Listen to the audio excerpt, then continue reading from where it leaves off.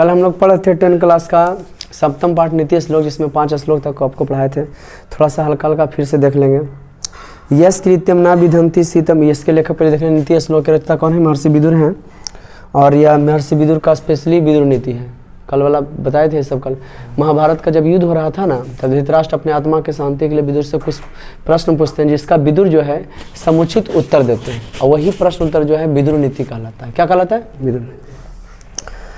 तो कल 5 तक पढ़ाए थे, देख ले 5 छठा से पढ़ाते हैं आज।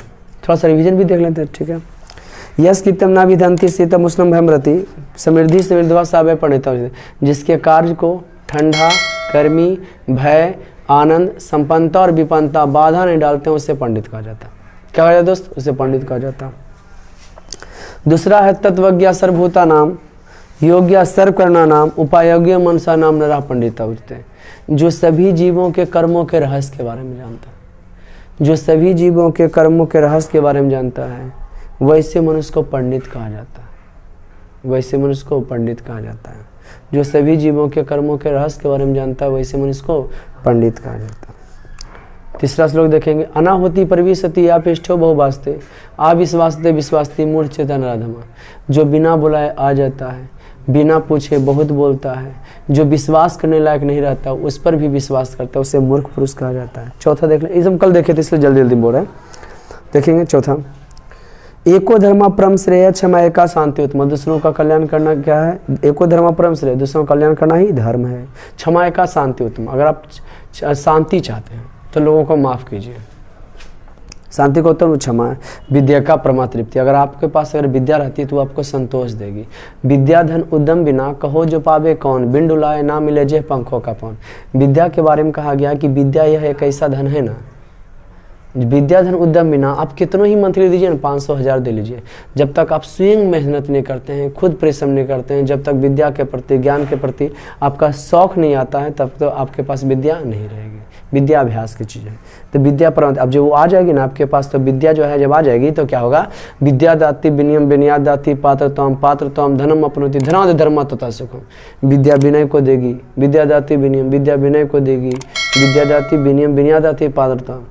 और जब विद्या आ जाएगा, विनय आ जाएगा, तो आप में पात्रता आएगा। विद्यार्थी विनय में पात्र, अब पात्रता हम धनम अपनोति, जब पात्रता आ जाएगा तो आपके पास धन आएगा। अधनाद धर्म तथा सुखम, जब धन आ जाएगा तो खूब सुख होगा। तो आज हम चालू करते हैं 5वां श्लोक से, क्योंकि 4 तो पहले ही पढ़ चुके थे। त्रिविधम, अच्छा 5वां ही पढ़े थे, फिर भी देख लेते हैं इसको एंजॉय के लिए। त्रिविधम नरकस द्वारम नाशनात्मना काम क्रोधा लोभा तस्माद्यम त्रयत्यजेत। कहा 3 रास्ते नरक जाने के हैं, नरक आपको पहुंचाता है, तो वो 3 रास्ते हैं जो आत्मा के नाश के कारण भी बन जाते हैं, जिससे आत्मा के नाश के की बन जाते हैं? कारण। 3 रास्ते कौन कौन? काम, क्रोध और लोभ। काम, क्रोध और लोभ। काम माने माया मोह के जल में फंसना, क्रोध माने गुस्सा, और लोभ करना। इसलिए इन तीनों का त्याग कर देना चाहिए। छठा से देखते हैं, ये तो हो गया था। छठा देखें कितनी खूबसूरत सा। षड्दोषा प्रश्न हाथ तब्या भूति मिच्छता निंद्रा तंद्रा भयम क्रोधा आलस दीर्घ सूत्रता। मनुष्य को 6 अवगुणों का त्याग करना चाहिए। मनुष्य में 6 अवगुण है, उसका त्याग करना है। षड्दोषा प्रश्न हाथ तब्या, मनुष्य को 6 अवगुणों का त्याग करना चाहिए। षड्दोषा प्रश्न हाथ तब्या भूति मिच्छता निंद्रा तंद्रा भयम क्रोधा आलस सूत्रता। मनुष्य को 6 अवगुणों का त्याग कर देना चाहिए। कौन कौन सा है भाई? नींद, निंद्रा, नींद, तंद्रा, नींद हो गया, नशा हो गया, तंद्रा में नशा हो गया, भयम, डर, क्रोध, गुस्सा, आलस्यम, देरी। आलस्यम को 5 मिनट में करते हैं ना, फिर 5 मिनट में करते हैं ना। दीर्घ सूत्रता, एक ही काम को देरी तक टालने को। मैंने 6 चीज, नींद, नशा, डर, क्रोध, आलस कि सुबह नहीं तो शाम, शाम नहीं तो सुबह करेंगे। दीर्घ सूत्रता, एक ही काम को लंबे समय तक करते रहना।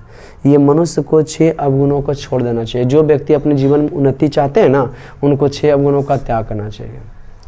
और विद्यार्थी के लिए तो खास करके ये शब्द शत्रु के में दुश्मन। विद्यार्थी के बारे में क्या कहा गया? काक चेष्टा, बको ध्यानम, अल्पहारी, स्वानिंद्रा, है ना जी, गृह त्यागी।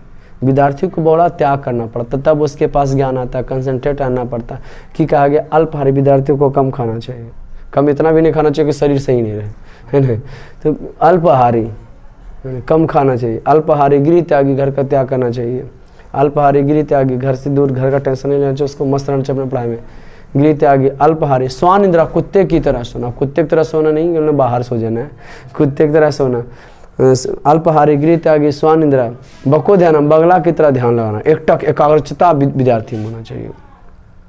ये विद्यार्थी के 5 लक्षण होते हैं। काकचेष्टा, कौए की तरह ट्राई मारते रहना, हमेशा प्रयत्न करते रहना, कोशिश करते रहना। जितना कोशिश करेंगे विद्यार्थी उतना आगे बढ़ेंगे।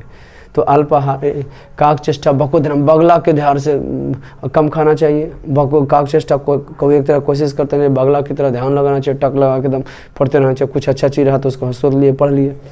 बको ध्यानम, काकचेष्टा, अल्पहारी, स्वानिंद्रा, कुत्ते की तरह नींद, मैंने कम नींद लेना है। स्वानिंद्रा, गृह त्यागी, घर का त्याग करना चाहिए। विद्यार्थी 5 लक्षण में है। देखिए खूबसूरत सा। तो हमने आपको बताया मनुष्य को कितने अवगुणों का त्याग करना चाहिए नीति श्लोक के अनुसार, विदुर नीति के अनुसार से, विदुर जी के अनुसार से 6 अवगुणों का। नींद, मनुष्य को कितने अवगुणों का त्यागना चाहिए? 6 अवगुणों का।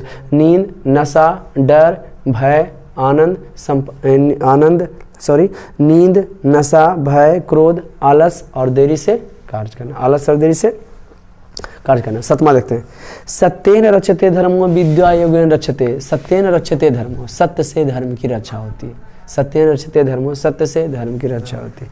विद्या योगेन रक्षते, अभ्यास से विद्या की रक्षा होती है। सत्येन रक्षते धर्मो, सत्य से धर्म की रक्षा होती है। विद्या योगेन रक्षते, अभ्यास से विद्या की रक्षा होती है। मिर्जा रक्षते रूपम, यहाँ कह रहा कि अगर सत्य बोलिएगा ना तो आपका जो धर्म है उसकी रक्षा हो जाएगा। अगर अब अभ्यास करते रहिएगा तो अपना पढ़ाई को भुलाइएगा ना।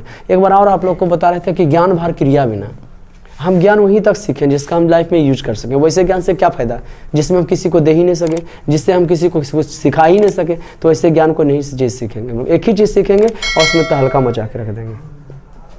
सत्य रचते धर्मो, सत्य से धर्म की रक्षा होती है। विद्या योगेन रक्षते, अभ्यास से विद्या की रक्षा होती है। मिर्जा रक्षते रूपम, उपटन से रूप की रक्षा होती है। मालिश कीजिएगा, शक्ल का सुंदरता बढ़ जाता है, हल्का स्लाइड है ना। उपटन मैंने मालिश वगैरह होता है, मैंने श्रृंगार वगैरह लगाना होता है। सत्येन रक्षते धर्मो, सत्य से धर्म की रक्षा होती है। विद्या, सत्येन रक्षते, सत्य से धर्म की रक्षा होती है। विद्या योगेन रक्षते, अभ्यास से विद्या के पढ़ता रहिएगा तो विद्या आपके पास होगा। अब मिर्जा रक्षते रूपम, उपटन से रूप की रक्षा होती है। और कुलम वृत्तियन रक्षते, और चरित्र से वंश की रक्षा होगा। अगर आपका चरित्र बढ़िया है ना तो आपका खानदान के नाम जानेगा, सब लोग जानना चाहेगा किस खानदान से है, कहाँ घर है, इसका बहुत अच्छा लड़का है, इसका मम्मी पापा कौन है। पूरा आपके चरित्र से जो है आपका परिवार का मान सम्मान होगा। अगर आपका चरित्र खराब है, बिहेव है गलत, तो आपका मान सम्मान नहीं होगा। 8वां देखते हैं, कितना सीख मिलता है हम लोग को, पढ़ाई के साथ सीख भी मिल रहा है। 8वां, सुलभा पुरुष राजन संततम प्रियवादना। सज्जन पुरुष प्रियवादी होते हैं। सुलभा पुरुष राजन संततम प्रियवादना, सज्जन पुरुष प्रियवादी होते हैं। सज्जन पुरुष जो होते हैं ना वो प्रियवादी। अप्रियस्तु पथस भक्ता श्रोता च दुर्लभ। जो सज्जन व्यक्ति होते हैं प्रियवादी हो, जब बोलते हैं बढ़िया बोलते हैं, किसी को समझाने का कार्य करते हैं, किसी को बढ़िया से बताने का कार्य करते हैं। सुलभा पुरुष राजन संततम प्रियवादना। हे राजन, सज्जन पुरुष जो होते हैं ना प्रियवादी होते हैं। और अप्रियस व्यक्ति, जो अप्रिय व्यक्ति, गलत व्यक्ति रहता है, वक्ता श्रोता च दुर्लभा, कुछ भी बकते रहता है, कुछ भी बोलते रहता है, कुछ भी करते रहता है, लेकिन उसका देखने वाला और सुनने वाला कोई नहीं होता। तो सज्जन पुरुष वो हैं जो प्रिय बोलते हैं, जो अच्छा बोलते हैं, लोगों को वो पसंद आते हैं। 9वां श्लोक स्त्री के बारे में कहा गया। पूजनीया महाभागा पुण्यश्चाग्रि दीप्तिया, स्त्रियों श्रेया गृहस्थ उक्ता तस्मात् विशेष रक्षा। कितनी खूबसूरत सा पंक्ति है। इसमें कहा गया पूजनीय महाभागा, स्त्री पूजनीय होती है। अब ऐसा नहीं कि आप हुमाद अगरबत्ती करना चालू कर दीजिए। पूजनीय महाभागा पुण्यश्चाग्रि दीप्तिया, स्त्री पूजनीय होती है, घर को प्रकाशित करने वाली होती है। तो ऐसा कीजिए लाइटें बंद कर दीजिए, ऐसा भी नहीं करना है। पूजनीय देखिए कैसे है प्रकाशित करने वाली, उसका याद करना चाहिए। पूजनीय महाभागा पुण्यश्चाग्रि दीप्तिया, स्त्री पूजनीय होती है, घर को प्रकाशित करने वाली होती है। स्त्रिया स्त्री और गृहस्थ उक्ता तस्मात् विशेष, स्त्री घर की सुंदरता होती है, इसलिए स्त्री की विशेष प्रकार से रक्षा करना चाहिए। ऐसा नहीं क्या बॉडीगार्ड लगा दीजिए, विशेष प्रकार से रक्षा करनी चाहिए। मैंने उसकी जिस लायक हो उसका उतना समादर करने। औरत अगर चाहे किसी घर को तो स्वर्ग और नरक बना सकती है, उसकी चाहत पर है, कमाई से इस पर निर्भर नहीं करता है कुछ भी। फिर से देख लें अच्छे ढंग से। पूजनीय महाभागा पुण्य द्वितीय, स्त्री जो पूजनीय होती है, घर को प्रकाशित करने वाली होती है, घर की सुंदरता होती है, शोभा बढ़ाने वाली होती है। इसलिए स्त्रियों की विशेष प्रकार से रक्षा करना चाहिए, उनको आदर करना चाहिए। 10वां देखते हैं, खूबसूरत सा है, एट लास्ट है। अकीर्तिम विनयो हंति, विनय से अवगुण का नाश होता है। अकीर्तिम विनयो हंति, विनय से अवगुण का नाश होता है। जब आप में विनय आ जाएगा ना तो आप में जो अवगुण है वो खत्म हो जाएगा। जब कहा जाता है ना कि श्रद्धावान लभते ज्ञानम, जो ज्ञान से जो श्रद्धावान पुरुष होते हैं ना, विद्वान पुरुष नभ होते हैं, आप लोग नहीं सुनेंगे देहाती भाषा में कहावत कि अधगल गगरी छलकर जाए, भरल गगरिया छुपे जाए। जो जरा मरा थोड़ा जानकार होता है फटर फटर करते रहता है। हाँ, और खूब जो जानकार होता है उसको दुनिया से कोई मतलब नहीं होता, वो शांत रहता है, समय आने पर बोलता है। जिस प्रकार से फल लग जाने पर एक वृक्ष जो है झुक जाता है ना, ठीक उसी प्रकार से समय आने पर एक जो है सज्जन पुरुष जब विद्वान बन जाते हैं तो नम हो जाते हैं, थोड़ा सा उनमें सुशीलता आ जाता है, उनमें गुण आ जाते हैं, इतने ज्ञान अर्जित करते हैं कि उन्हें नर्मता हमेशा नर्मता बना हुआ रहता है। अकृत्रिम विनय, विनय से अवगुण का नाश होता है।